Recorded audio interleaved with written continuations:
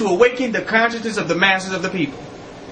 When you awaken the consciousness of the masses, what happens? You have a different atmosphere for the children to develop in as a whole. Now, some children are on their own. Their parents have rejected them. They refuse to educate them, teach them, guide them, and direct them. We will teach those children. But they will be taught and developed in the same way as we are developing the masses of the consciousness of the people. Do you see the point that I'm making? Literally. There is no strategy for adults. There is no strategy for children. These are egotistical boundaries that do not exist in reality. Because the children must go out into a real world. There is no world for children. They got Disney World, of course. And Wisconsin Dells.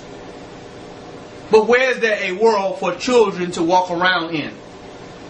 There is no world for that. So the real world pertains to everybody. And as we are on real nation building, we develop a real world. Not Chuck E. Cheese's. We're not developing Chuck E. Cheese's. Y'all hear the point I'm making? This is not Sesame Street, because I have done real estate. And I have drove all around the city and I have not found Sesame Street yet. Do y'all hear the point that I'm making? There is no street called Sesame Street. There's King Drive and Cottage Grove in Chicago and Stony Island. But there's no goddamn Sesame Street. So our children must be a part of a real world and play a role in a real revolution. And play a part realistically in a real revolution. If they don't, and if they're not a part of a real revolution, then there's no revolution at all. Because it's in the hands of all the people. The destiny of our community, the destiny of our society is in the hands of all of the people. Do y'all hear the point I'm making? It's in the hands of all of the people. Each child, woman, man, each and every individual, the revolution is in their hands, and it's equal. It's equal. Life is no respecter of age and gender and none of that. Life deals with them all the same. It's a car accident. It's not going to say, hey, this is good the child. We're going to save him. He ain't even lived yet. Bullets don't know the name of the children. So if a child can get shot by a real world, the child should be prepared to change a real world that can lengthen his days on earth.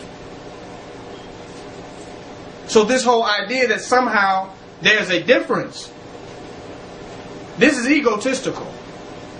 This is only a figment of our imagination, a figment that has been created in our mind, a caricature, a cartoon that has been created in our mind. It is not realistic. Our children must learn how to meditate, how to fast, how to become a real part of a real revolution. In each and every way, they must be on the front line. There is no safe place that you can protect them from. There is no safe place. Their safety is their ability to strategically and efficiently deal with the real world. That's it, nothing else. So that is the institution of which we must educate them in. Period. And we must educate them to vanguard their own community, their own society, their own consciousness, and their own ideals. We must train them how to do that. Because if not, we have made them strugglers. We have made them strugglers. What do I mean by that? When we go out into the world, we're going out to teach and educate people. We're going to transform their culture, not not protect ours. Ours, that's a given. What we're going to do, we're going to do. I can be around 10,000 people smoking cigarettes or whatever. I'm going to still be totally who I am. There's no fight for my own survival egotistically. I am black nationhood. I am black revolution, black consciousness, black enlightenment. That's who I am. But that reality is manifested in the work of maintaining that consciousness in society, of projecting that consciousness into society, of spreading that consciousness, of interacting with other individuals in a way that keeps that consciousness going. We think we're going to raise our children and teach them, and somehow they're going to guard against the world. No. No.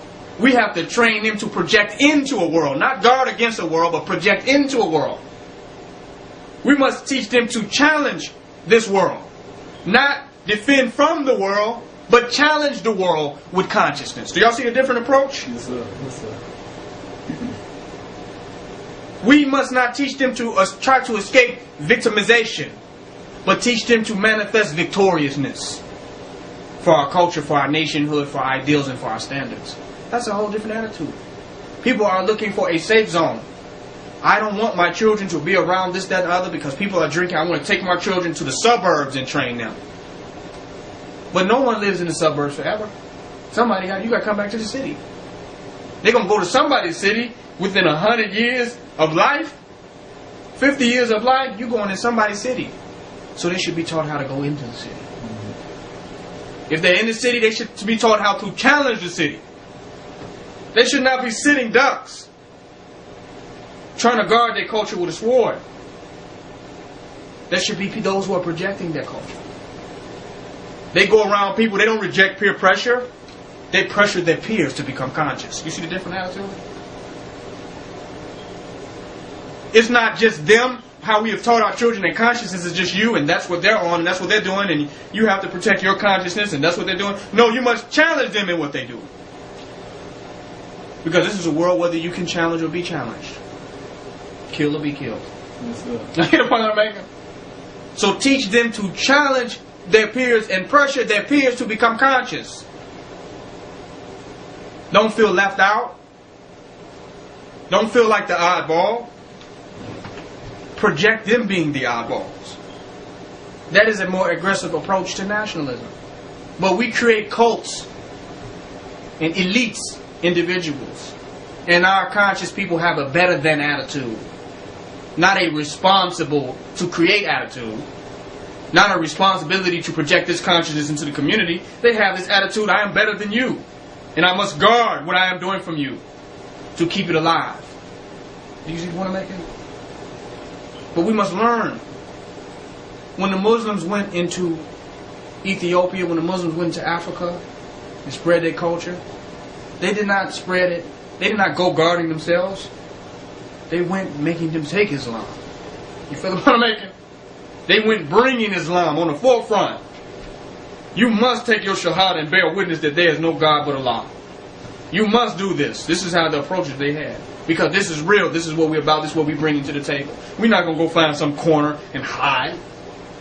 Find a little safe spot. We're going to bring our culture into the masses of people.